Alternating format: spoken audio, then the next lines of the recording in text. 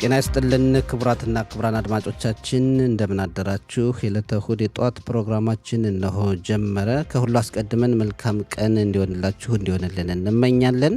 የቴክኒክ ባለሙያችን ሮኔ እንደሃን ሲሆን የስቱዲዮ ተረኛ አስተናጋጆች ይሻያው ደጉና ሰጠኝ ዘመንነን። የተከበራችሁ አድማጮቻችን በቅድሚያ የሰዓቱን ዜና እናቀርብና እዛም የጋዜጦቻም ወቅታዊ ዘገባና ቃለ ምልልሶች እናቀርባለን። ቆይታችሁ እስከ ፕሮግራማችን መጨረሻ ከኛ ጋር እንዲሆን አስቀድመን እንጋብዛለን። አሁን የሰዓቱ ዜና በይሻያው ደጉ ይቀርባል። ሰጠኝ ዘመን አመሰግናለሁ። ሸዋጦ የተባረከ ሳምንት ይሆንልን። አርዕስተ ዜና። ጠቅላይ ሚኒስትር ቢንያሚን ኔታንያሁና ፕሬዝዳንት ትራምፕ በዚህ ሳምንት ወይም በሚቀጥለው ሳምንት በዋይት ሃውስ ቤተ መንግሥት ይገናኛሉ ተብሎ ይጠበቃሉ። የአሜሪካ የተመሠረተችበትን 250 ዓመት ብሔራዊ የነጻነት ቀን እያከበረች ነው። ከዓለም ሀገራት የእንኳን አደረሳችሁ መልእክት እየተቀበለች ነው። የግብር ባለሥልጣን የግብር ነፃ መብት ለማግኘት ከውትድርና አገልግሎት ኮብላዮች እምቢ ባዮቹ ስም ዝርዝር እንዲቀርብ ጠየቀ። ሐማስ ጠቅላይ ሚኒስትር ኔታንያሁ በሚቀጥለው ምርጫ ለመወዳደር ቁርጠኛ እንደሆኑ እንደሚያምን አስታወቀም። በእስራኤላውያን አረብ ማህበረሰብ ውስጥ ግድያ ወንጀል ቀጥሎ ሌሊቱን አንድ ሰው ተገደለ። የ2026 ዓ.ም የዓለም ዋንጫም እንደቀጠለ ነው። ፈረንሳይ ፓራጓይን 1-0 በማሸነፍ ወደ ሩብ ፍጻሜ አለፈች። የሚሉት ዋና ዋናዎች ናቸው። ዜና በዝርዝር እንሆ። ጠቅላይ ሚኒስትር ኔታንያሁና ፕሬዝዳንት ትራምፕ በዚህ ሳምንት ወይም በሚቀጥለው ሳምንት በዋይት ሃውስ ቤተ መንግሥት ይገናኛሉ ተብለው ይጠበቃሉ። ትናንት ምሽት ፕሬዝዳንት ትራምፕ ኔታንያሁ ከእሳቸው ጋር ለመገናኘት መጠየቃቸውን አረጋግጠዋል። የአሜሪካን ፕሬዝዳንት ከአክሴስ ድረገጽ ባደረጉት ቃለ ምልልስ እሳቸውና ኔታንያሁ በጥሩ ሁኔታ እንደሚግባቡ ተናግረዋል። ኔታንያሁ አለቃው ማን እንደሆነ ያውቃል ብለዋል። ጠቅላይ ሚኒስትር ኔታንያሁ ትናንት ምሽት ባስተላለፉት የቪዲዮ መልእክት አሜሪካ የተመሠረተችበትን 250ኛ ዓመት የነጻነት በዓል የእንኳን አደረሳችሁ መግለጫ የሰጡ ሲሆን እስራኤል ከአሜሪካ ጎን በመቆሟ ኩራት እንደሚሰማት ገልጸዋል። በተጨማሪም በሁለቱ ሀገራት መካከል ያለው ጥምረት በጋራ ጥቅሞች ላይ ብቻ ሳይሆን በጋራ ሁኔታዎች የተገነባ መሆኑን ጠቅላይ ሚኒስትሩ ተናግረዋል። ኔታንያሁ ሲቀጥሉም አሜሪካና እስራኤል አብረው ሲቆሙ ነጻነት የበለጠ ይጠናከራል ብለዋል። የሩሲያው ፕሬዝዳንት ፑቲን ለአሜሪካ ፕሬዝዳንት ትራምፕ የእንኳን አደረሳችሁ በስልክ ደወሉ። ስለ ዓለም ዋንጫም ተወያይቷል። የሩሲያ ፕሬዝዳንት ቭላዲሚር ፑቲን ለአሜሪካ ፕሬዝዳንት ዶናልድ ትራምፕ የአሜሪካን የነጻነት ቀን ምክንያት በማድረግ የእንኳን አደረሳችሁ መልእክት ለማስተላለፍ በስልክ የደወሉ ሲሆን ሁለቱ መሪዎች ለ1 ሰዓት ተኩል ያህል ተወያይተዋል። የክሬምሊን የውጭ ጉዳይ ፖሊሲ አማካሪ ዩሪ ኡሻኮቭ ለሩሲያ የዜና ወኪል ፑቲን እንደገለጹት ከሆነ የስልክ ጥሪ የተጀመረው በአሜሪካ ወገን ፍላጎት ነው። በውይይቱ ወቅትም ፑቲን ሩሲያ የአሜሪካን መንግሥት ለመመስረት ያበረከተችውን አስተዋጽኦም ያወሱ ሲሆን አሜሪካ የምታስተናግደው የዓለም ዋንጫ የእግር ኳስ ውድድር በተሳካ ሁኔታ እንዲቀጥል መልካም ምኞታቸውን መግለጻቸውን የካን ሀዳሾት የውጭ ዜና ዘጋቢ ራም ብራንድስ ዘግቧል። ሐማስ ጠቅላይ ሚኒስትር ኔታንያሁ በሚቀጥለው ምርጫ ለመወዳደር ቁርጠኛ እንደሆነው እንደሚያምን ታወቀም። በዚህ ምክንያትም ከአዛ የማፈግፈግም ሆነ ማንኛውንም ትልቅ ስምምነት የማድረግ እርምጃ እንደ ፖለቲካዊ ራስን ማጥፋትና ጥምር መንግስታቸውን ሊያፈርስ የሚችል ጉዳይ አድርገው እንደሚመለከቱት ሐማስ ይገምታል። ካን ሀዳሾት ዘጋቢ ኤልያስ ሌቢ እጅ የገባው የሐማስ የውስጥ ሰነድ እስራኤልን ለማሳፈር ለሽብር ቡድን የቀረበ የኳታርና ቱርክ የጋራ እቅድ ይፋ አድርጓል። በእቅዱ መሠረት ሁለቱ ሀገራት ሐማስ ተለዋዋጭነት እንዲያሳይና የጦር መሳሪያ መፍታትን ጨምሮ ታክቲካዊ ቅናሽ፣ ለዘብተኛ አቋም እንዲያቀርብ ግፊት ያደርጉበታል። የእነሱ ግምት ናታንያሁ በምርጫ ምክንያት ይህ ሁኔታ በተመለከተ በጣም ቆራጥ አቋም ያላቸው መሆኑን ገልጸዋል።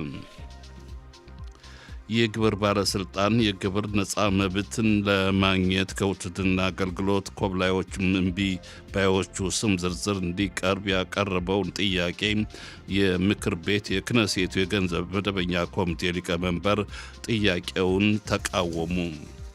የእስራኤል የግብር ባለስልጣን ከግብር ነፃ የመሆን መብት ያላቸው የሃይማኖት ትምህርት ቤቶች፣ የሺባ ተቋማት በማነጋገር ይህንን እፎይታ ለማግኘት እንደ ቅድመ ሁኔታ በተቋማት ውስጥ ከወታደራዊ አገልግሎት የኮበለሉ ወይም ያመለጡ ተማሪዎች አለመኖራቸውና በዚህም ደረጃ ላይ ያሉ ተማሪዎችን ለትምህርት እንደማይቀበሉ ማረጋገጫ እንዲሰጥ አሳስቧል።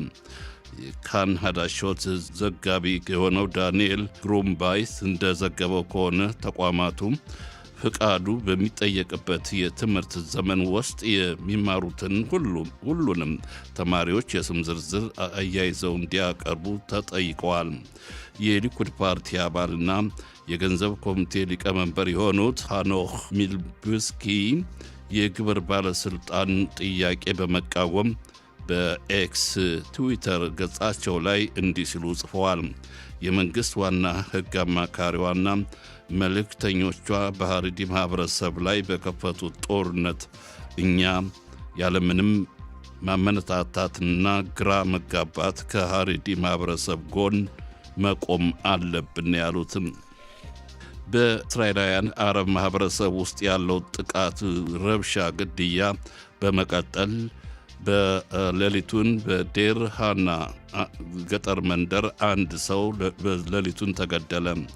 በጋሊል በሚገኘው ዴር ሃና መንደር ዕድሜው ወደ 50 ዓመት ገደማ የሚሆንና እስካሁን ማንነቱ ያልታወቀ ሰው በጥይት ተኩስ ተገሏል። ፖሊስ ድርጊቱን ለፈጽመዋል ተብሎ የተጠረጠሩትን ሰዎች ለማግኘት ፍለጋ እያካሄደ ይገኛል። የድርጊቱ መነሻ ምክንያቱም የወንጀል ቂም በቀል መሆኑም ተገልጿል።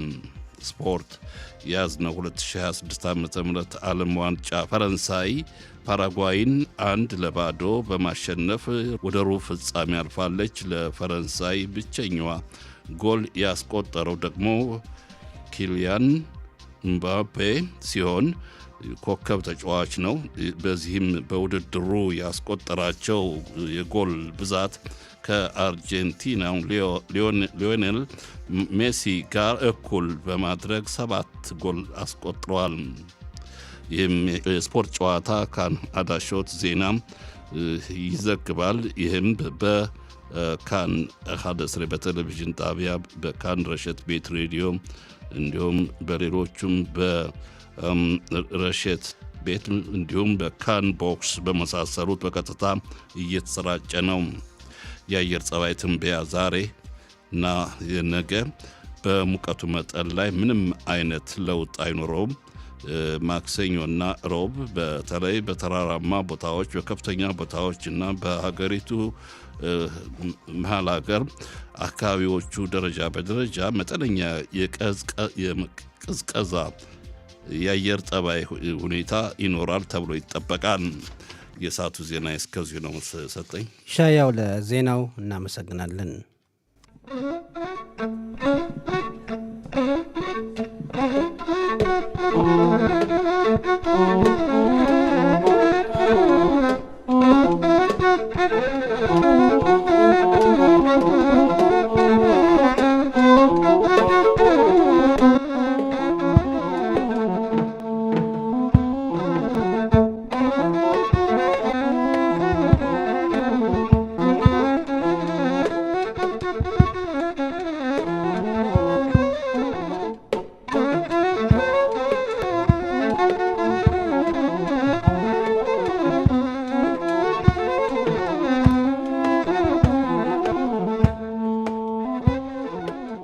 የተከበራችሁ አድማጮቻችን ከዚህ ቀጥለን የዛሬ ጋዜጦች ካቀረቧቸው በርካታ ዘገባዎች መካከል ዋና ዋና ናቸው ያልናቸውን ርዕሰ ጉዳዮች በአጭሩ እናቀርባለን።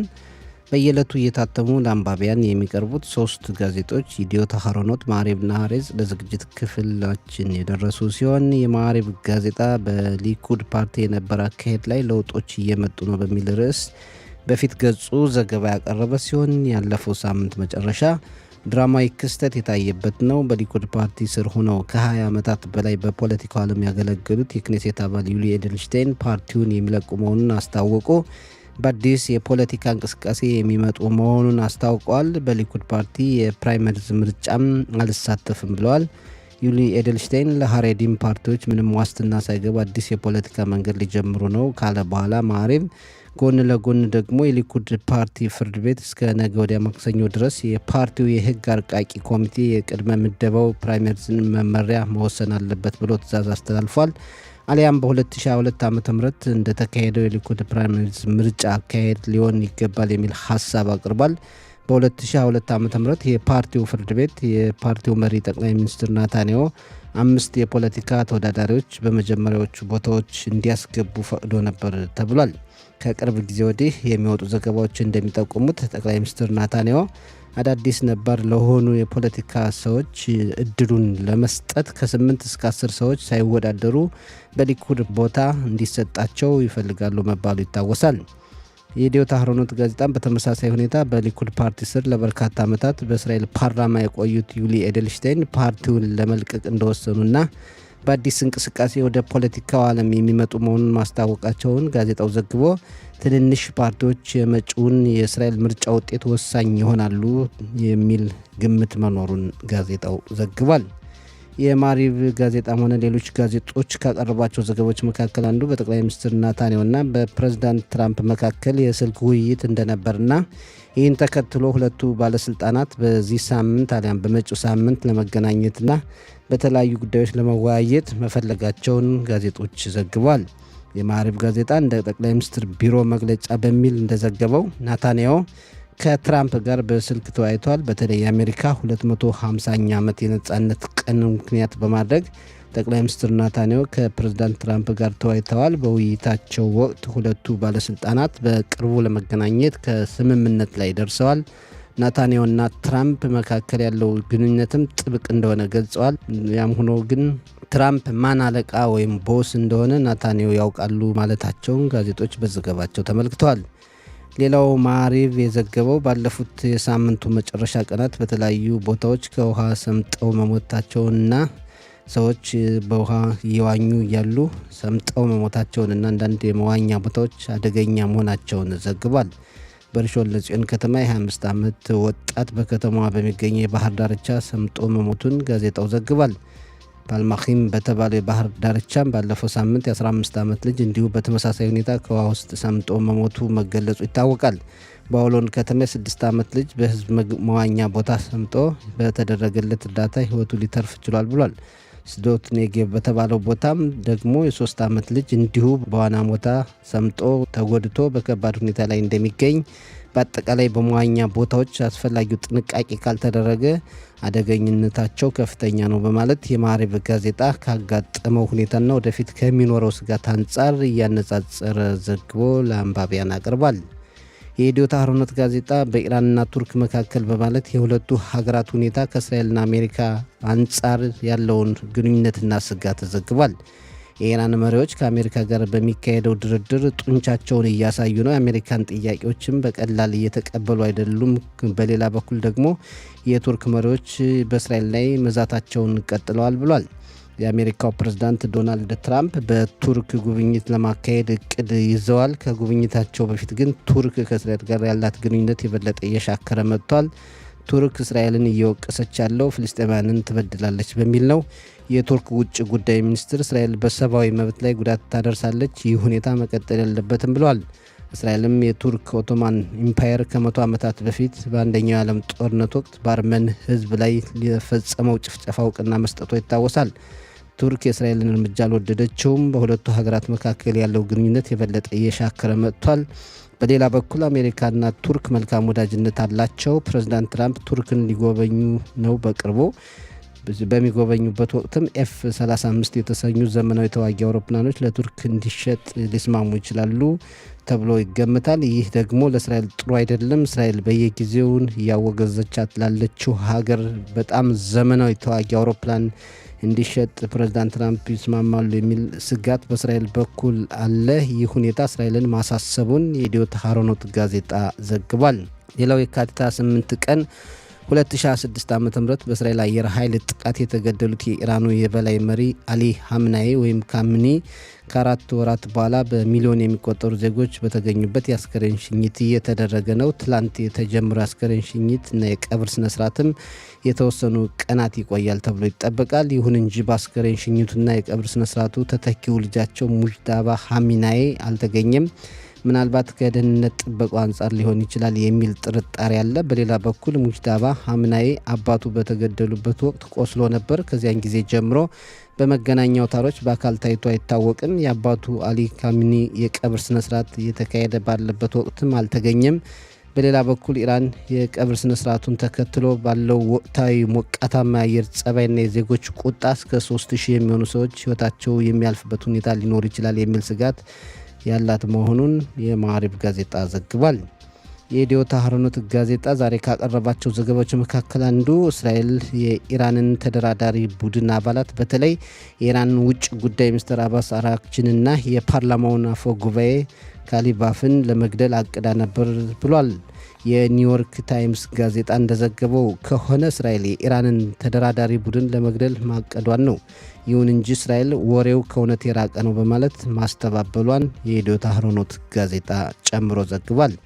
የሐሬጽ ጋዜጣ ካቀረባቸው ዘገባዎች መካከል አንዱ የእስራኤል ጥምር መንግስት ብሔራዊ ውትድርና ለማገልገል ፈቃደኛ ያልሆኑ የሐሬድ ማህበረሰብ ወጣቶችን በቁጥጥር ስር የሚያውለውን ሕግ ለማስቀረት የረቀቀውን ሕግ የጥምር መንግስቱ ለማጽደቅ ይሞክራል በዚህ ሳምንት። እንዲሁም የመንግስት ሕግ አማካሪዋና የአቃቢ ሕግን ስልጣን ለመለያየት የሚለውና የመገናኛ አውታሮችን ሕግ የጥምሩ መንግስት በዚህ ሳምንት ለማጽደቅ ይሞክራል ብሏል ሐሬጽ።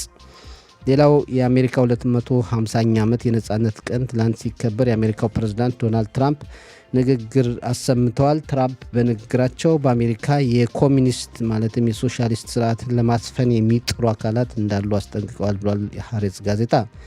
ጋዜጦች በስፖርታዊ ዘገባቸው ከአረብ ጀምሮ የተካሄዱ የዓለም ዋንጫ ጨዋታዎችንና ውጤታቸውን ዘግበዋል። ኖካውት በተሰኘው 32 ሀገራት የሚያልፉበት ጨዋታ ተጠናቆ ወደ 16ቱ የገቡት ከተለዩ በኋላ ትላንት ምሽትና ሌሊት የ16ቱ ቡድኖች ጨዋታ ተጀምሮ ሞሮኮ ካናዳን 3-0 በማሸነፍ ለሩብ ፍጻሜ ያልፋለች። ፈረንሳይ ኡራጓይን 1-0 በማሸነፍ እሷም ለሩብ ፍጻሜ ያልፋለች። በሩብ ፍጻሜው ሞሮኮና ፈረንሳይ ይገናኛሉ። ዛሬ ከሌሊቱ 11 ሰዓት ጀምሮ ብራዚልና ኖርዌይ ይጫወታሉ። ሌሊት 3 ሰዓት ላይ ደግሞ ሜክሲኮ ከእንግሊዝ ጋር ይጫወታሉ ብሏል ጋዜጣው። አድማጮቻችን ያለን ስፖርታዊ ዘገባ ይህን ይመስላል። የጋዜጦች አምድ ዝግጅትም እንዲሁ ይህን ይመስላል። ቆይታችሁ አብሮን ይሁን።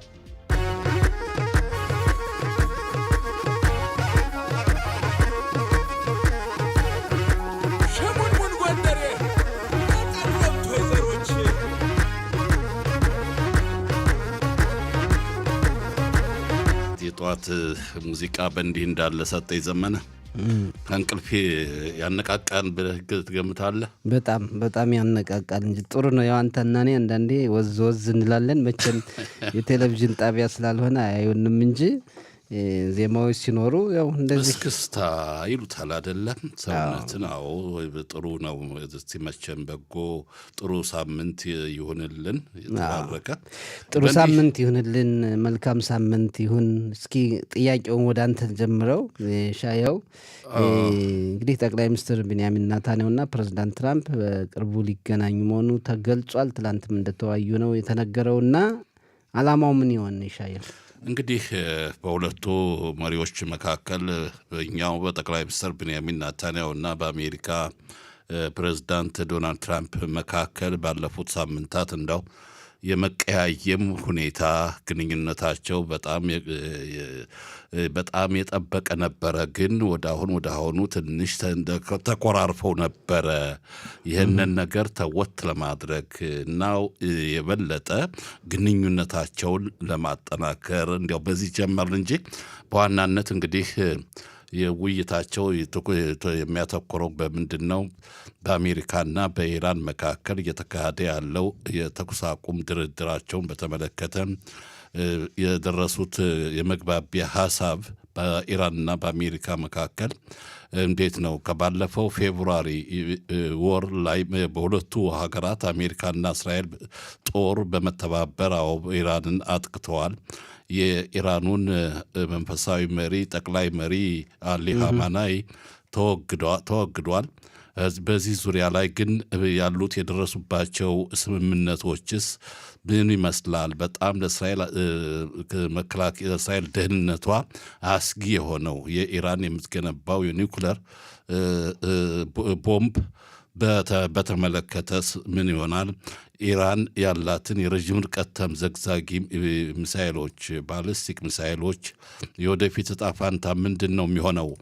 የነስ የኒውክለር በኢራን እጅ ይቆያል አይቆይም የሚለው ሁኔታም በእስራኤል በጣም በጥብቅ የምትጠይቀው ጥያቄ ስለሆነ ይህንን በድርድራቸው ቢቢ ለትራምፕ ፊት የሚያቀርቧቸው ርዕሰ ጉዳዮች ናቸውና ከዚህ በተጨማሪ ደግሞ በሰሜኑ ክፍል በእስራኤልና በሊባኖስ መካከል የሂዝቦላ ሽብር ፈጣሪ ድርጅት ጋር ሲካሄድ የቆየው ተኩስ ልውውጥን በተመለከተ በእርግጥ ከሂዝቦላ ጋር ባይሆንም የእስራኤል ከሊባኖስ መንግስት ጋር የስምምነት ላይ ታሪካዊ የሆነ ስምምነት ላይ ተፈራርመዋል ተባለ እና አሁን በሂዝቦላ ሽብር ፈጣሪ ድርጅት በዚሁ ይቀጥላል ወይ? የጦር ትጥቁ እንደያዘ ይቆያል?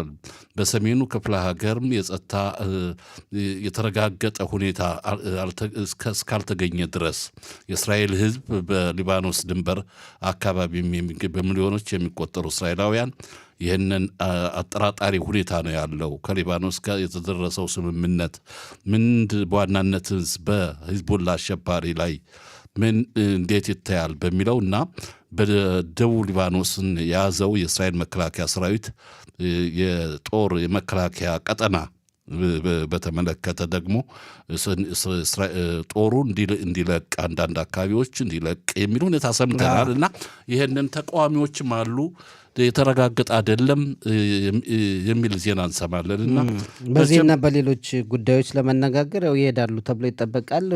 እስከ መጪው ሳምንት ድረስ ባለው ጊዜ ውስጥ ጥሩ ነው መሄዳቸው። ግን በሌላ በኩል ጥሩ ግንኙነት አለን ብለዋል ሁለቱ መሪዎች። ሌላው ግን ናታንያሁ ማን አለቃ እንደሆነ ያውቃሉ ብለው ትራምፕ ንግግር አድርገዋል። በሌላ በኩል እኔ ነኝ አለቃው ነው የመካከለኛው ምስራቅም እናንተምና ይሄ ንግግራቸው ትንሽ ጋጠወጥነት ያለበት ነው መስሎ የሚታየኝ። ማንም ለማንም አለቃ ሊሆን አይችልም። እስራኤል ሉዓላዊት ሀገር ነች፣ አሜሪካም ሉዓላዊት ሀገር ነች። በትብብር መስራት ነው እንጂ እኔ አለቃ ነኝ የሚለው ነገር ትራምፕ ብዙ የሚያስኬድ መስሎ አይታየኝም። አሁን እንዳልከው በኢራን ጉዳይ፣ በሐማስ ጉዳይ፣ በሊባኖስ ጉዳይ ብዙ ተጀምረው ያላለቁ ጉዳዮች ስላሉ በእነዚህ ሁሉ ይነጋገራሉ። ምናልባት አሁን የዓለም ዋንጫም እንግዲህ ያው 14 ቀን የሚቀረው ነው ሊጠናቀቅ። ከዛ በኋላም እንግዲህ ኢራን አሁን በተገቢነቱ ካልመለሰችና ወደ ድርድሩ ካልመጣች ወይ ምናልባትም ጦርነቱም ሊታደስ ይችላል። በዚህ ሁኔታ መቼም አሜሪካን እያዋረደች ኢራን የምትቀጥልበት ሁኔታም ሊኖር የሚችልበት ሁኔታ ያለ አይመስለኝም። አዎ ልክ ነህ አክልሃል ሰጠኝ። አሁንም በዚህ ላይ የአሜሪካ ትራምፕ በሰላማዊ ድርድሩን መቀጠል ይፈልጋሉ። ዲፕሎማሲያዊ ድርድሩን ይፈልጋሉ። ኢራኖች ደግሞ እየተማጠኑ ያሉት ጦርነቱን ተወት አድርገን በድርድሩ ሰላማዊ በክብ ጠረጴዛ ዙሪያ እየተወያየን እየተደራደርን መፍትሄ እናገኝለት ባይነች። ኢራኖች ደግሞ አሁን እንደሚመጣው ኢራኖች በፍጹም እንኳን ሊማጸኑ ጡንቻቸውን እያሳዩ ነው። አሜሪካ ለምትለው ነገር ሁሉ ምላሽ እየሰጡ አይደሉም ነው የሚለው። እንዲያውም እኮ በጦር ዘመቻ በኩል ራሱ በሆርሙዝ አካባቢ አሜሪካ እርምጃ ስትወስድ እነሱም እርምጃ የወሰዱበት ሁኔታ አለ። ለዛም ነው ፊርማ ላይ አልደረሱት። ምክንያቱም ኢራኖች ፍቃደኛ አይደሉም አሜሪካ ለምትለው ሁሉ እንጂ እስካሁንማ ቢሆን እንደዚህ ኢራኖች አሁን እንዳልከው ቢሆን ኑሮ በጭሩ ይፈራረሙ ነበር። ስለዚህ አሁን ኢራኖች ራሳቸውን እንደ አሸናፊ እያዩ ነው። በቃ አሜሪካን የምታክል ትልቅ አገር፣ እስራኤልን የምታክል ትልቅ አገር በውትድርናው በኩል ሁለቱም ያላቸው ልዕልና ከፍተኛ ነውና እንዲህ ያደረግናቸው መከት ናቸው የሚል እና አጠቃናቸውም የሚል እሳቤ ስላላቸው ኢራኖች አሁን ለአሜሪካ ጥያቄ በተገቢው ምላሽ እየሰጡ አይደለም። አዎ ትራምፕ ሁለት አማራጮችን ይዘዋል። እንግዲህ ሰላማዊ ድርድር፣ ዲፕሎማሲያዊ ድርድርን በአንድ በኩል፣ በሁለተኛ ደግሞ አማራጭን አልተውም። እሳቸው እኮ እየዛቱ ናቸው።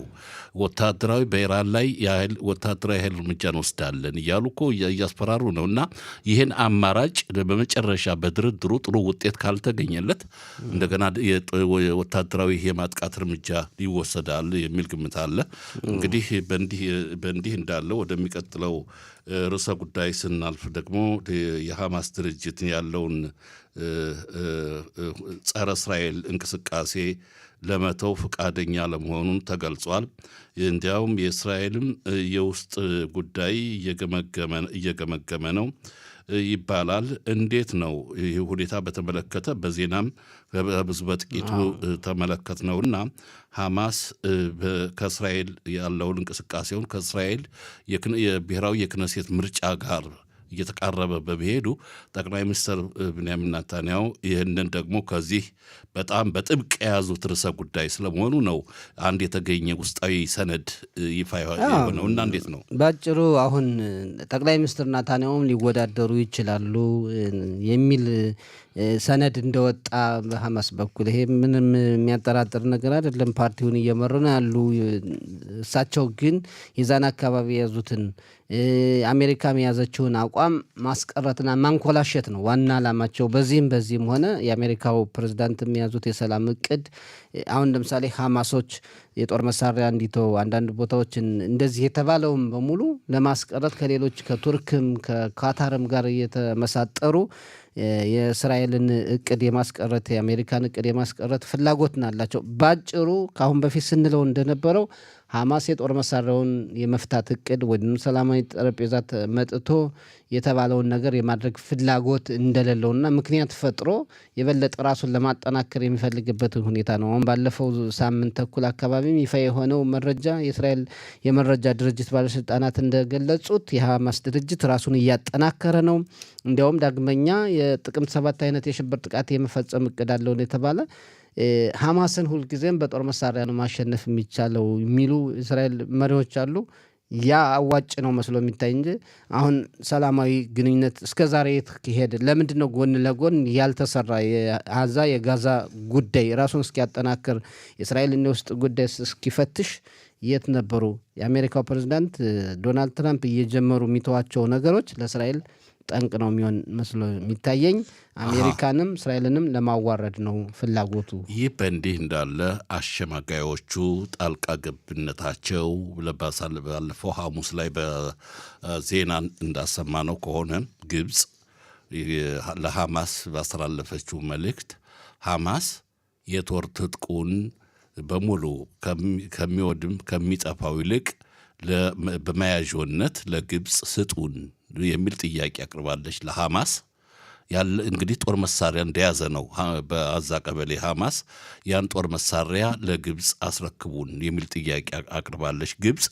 አሁን ደግሞ ሌሎቹም ተጨማሪ አሸማጋዮቹ ቱርክና ኳታር ደግሞ ይህን ተወት እንዲያደርግና የጦር ትጥቁ እንዲፈታ ጣልቃ ገብተው እየጠየቁት ነው። ጫና እያደረጉበት ነው። የሚያሳየው ምንድን ነው?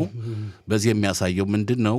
ለመጨረሻ ጊዜ እጁ እንዲያነሳ በቃ መቀጠል የለበትም በሚለው ያ ካልሆነ ደግሞ የእስራኤል መከላከያ ሰራዊት ደግሞ በዛ የወታደራዊ ኃይል እርምጃ ለመውሰድ ደግሞ እየተዘጋጀ ነው የሚል መረጃ አለን። እስራኤል አሁን አንድ ነገር ሊገባትና መሪዎቿም እርግጥ በደንብ ከኛ የበለጠ ጠንቅቀው ያውቃሉ። የኢራን ጉዳይ፣ የሐማስ ጉዳይ፣ የሂዝቦላ ጉዳይ በአሜሪካ እንዲሁ እንደው በቃላት ብቻ አዎ ሐማሶች ተፈራርበዋል፣ ሊባኖሶች ተስማምተዋል፣ ኢራኖች ተስማምተዋል በሚል የሚቆም መስሎ አይታየኝም። ሶስቱም አካላት ኢራንም ብትሆን እስራኤልን ለማጥፋት ያላትን እቅድ አልተወችም፣ ሰላማዊ ይሆናለሁ አላለችም። ሐማስም ቢሆን በሰላም ፖለቲካ እሳተፋለሁ፣ የፍልስጤምን ሕዝብ ጥያቄ ሰላማዊ በሆነ መንገድ ቀርባለሁ አላለም። ጦር መሳሪያ ትጥቄንም ፈታለሁ አላለም። ሂዝቦላም እንደዛ እና እነዚህን በትኩረት ማየት እንጂ በሚቀርብ ሰነድ በሚቀርብ ሌላ ነገር ወይ የአሜሪካው ፕሬዝዳንት ለውጥ ያመጣሉ የሲኦልን በር ይከፍታሉ በሚለው የቃላት ጨዋታ እስራኤል መዘናጋት የለባትም ነው ምለው። እሺ ወደ ስፖርት እናልፍ። ሰጠኝ 2026 የዓለም ዋንጫ የጥሎ ማለፍ ጨዋታዎች ትናንት ምሽትና ሌሊቱን ተካሂደዋል። ውጤቱስ እንዴት ነበረ? በጣም እንግዲህ የሚጠበቀው ነገር ዞሮ ዞሮ የዓለም ዋንጫም ሆነ ምንም ውድድር ሲባል አንዱን አንደኛ ማድረግ ነው። አሁን 48ቱ አንደኛውን ሀገር አንደኛ አድርገህ አንተ አሸንፈሃል ለማለት የሚደረግ ሂደት ነው። እንግዲህ እስካሁን የመጣንበት ከ48 እየተጣራ 32 ደረሰ። ከ32 ተጣርቶ 16 ደረሰ። ከ16 ደግሞ ግማሾችን መቀነስ ያስፈልጋል ሩብ ፍጻሜ እንዲደርሱ። ስለዚህ 16 ውስጥ እነማን ገቡ ስንል ካናዳ፣ ብራዚል፣ ፓራጓይ፣ ሞሮኮ፣ ኖርዌይ፣ ፈረንሳይ፣ ሜክሲኮ፣ እንግሊዝ፣ ቤልጅየም፣ ስፔን፣ ፖርቱጋል፣ ስዊዘርላንድ፣ ግብፅ፣ አርጀንቲና፣ ኮሎምቢያ ገቡ። ከእነዚህ መካከል ደግሞ ወደ 8 ለማምጣት ወደ ሩብ ፍጻሜ ለማምጣት ሞሮኮ ከካናዳ ጋር ተጫወቱ። ካናዳ ከአዘጋጆች ሀገር መካከል አንዷ ናት፣ ተሰናበተች። እንግዲህ ያው ጨዋታዎችን ማስተናገድ ካልሆነ ካናዳ ተሰናበተች። ስለዚህ ሞሮኮ አፍሪካንም ወክላ ለሁለተኛ ጊዜ ነው። ባለፈው 4 ዓመት በፊትም ለሩብ ፍጻሜ እንደዚህ በተመሳሳይ አልፋለች እና በጥሩ ብቃት ሞሮኮ አለፈች። ፈረንሳይ ደግሞ ፓራጓይ ጋር በጣም ፈታኝ ነበረ። ፓራጓዮች በመከላከል ነው ያሳለፉ። ብዙውን ጊዜ ያው ዋጋ ከፈሉ። ጨዋታው እንደዛም እንደሚሆን ተጠብቆ ነበር። ከባድ ቡድኖች ናቸው። ግን ያም ሆነ ፈረንሳይ አለፈች። አሁን ፈረንሳይና ሞሮኮ ደግሞ ሐሙስ ይጫወታሉ ለሩብ ፍጻሜው ማለት ነው። ሌሎች ጨዋታዎችም ይሄዳሉ። ዛሬ ሌሊት 11 ሰዓት ላይ ብራዚል ከኖርዌይ ጋር ይጫወታሉ። ሌሊት 3 ሰዓት ላይ ደግሞ እንግሊዝ ከሜክሲኮ ጋር ይጫወታሉ። እንደዚህ እያሉ ጨዋታዎች ከፖርቱጋል ከስፔን ጋር ይሄዳሉ እና ጨዋታው ብዙ ነገሮችን ታሪክ እያስመዘገበ ነው። የፈረንሳዩ ኤምባፔ 7 ጎሎችን በማስቆጠር ከሜሲ ጋር እኩል የሆነበት ሌላ ታሪክ የሚጽፍበት፣ ሜሲም ራሱ ጎሎችን በዓለም ዋንጫ በማስፋት አንደኛ የሆነበትን ሁኔታ አይተናል። ያው እንግዲህ ያልተጠበቁ ቡድኖች እያለፉ እንዲያው ከዚህ በፊት እንዲያው ከ2 ቀን በፊት በተካሄደው በአርጀንቲና እና ኬፕ ቨርዴ በተባለችው አፍሪካዊት ደሴት ሀገር ትንሽ ሕዝብ ባላት ለመጀመሪያ ጊዜ በዓለም ዋንጫ አልፋ አርጀንቲናን በጣም ፈተናት ነበረ። እንዲያውም ኬፕ ቨርዴ ታልፋለች የሚል ነበረ። ግን አንድ ተጫዋቻቸው በራሱ መረብ ላይ ጎል አስቆጥሮ 3-2 በሆነ ያው አርጀንቲና አለፈች እና እነ ሜሲም በጣም ተፈትነው ነበር። በጣም ግሩም አስደናቂ የሆነ ስፖርት እያየን ነው። በሰሞኑን እንግዲህ መጨረሻ ፍጻሜ ጨዋታ ከሐምሌ 19 ቀን ላይ ነው የሚሆነው። አሁን ሐምሌ 5 ቀን ላይ ሆነን እንግዲህ 2 ሳምንት ምናምን እየቀረን ነው አይደለ? እስከዚያው ድረስ መቼም ቴሌቪዥን አማካኝነት በቀጥታ ወደ ስቴዲየሙ ብዙ በሚሊዮኖች የሚቆጠሩ ወደ እዛ ሂደዋል። እኛ ግን በየቤታችን ሆነን በቀጥታ እየተመለከትነው ነው። በካን 11ኛው ቴሌቪዥን ጣቢያ እንዲሁ ረሸት ቤት ሬዲዮ ጣቢያም እንዲሁም ካን ቦክስ የመሳሰሉ በቀጥታ እያሰራጩ ነው። አላመለጠም ነው አላመለጠንም። ሰዓቱ ነው ያልተመቻቸ። ያም ሆኖ እያየነው ነው። በተቻለ መጠን ጥሩ ነው። እንግዲህ እንቀጥላለን። ሻየው እናመሰግናለን። እንግዲህ ሻየው የጨረስን ነው። ለቴክኒክ ባለሙያችን ሮኔ እንዳህል እናመሰግናለን። እዚህ ኢየሩሳሌም ዋና ከተማችን ከሚገኘው ስቱዲዮ ያስተናግድናችሁ እኔ ሻያው ደጉና ሰጠኝ ዘመንንን። ለአድማጮቻችን በፕሮግራማችን እንደተሳተፉ ሁሉ እናመሰግናለን። ሰናይ ቀን። ልክ 1 ሰዓት ላይ ቀኑ ላይ በሰላም ያገናኘን። አሜን።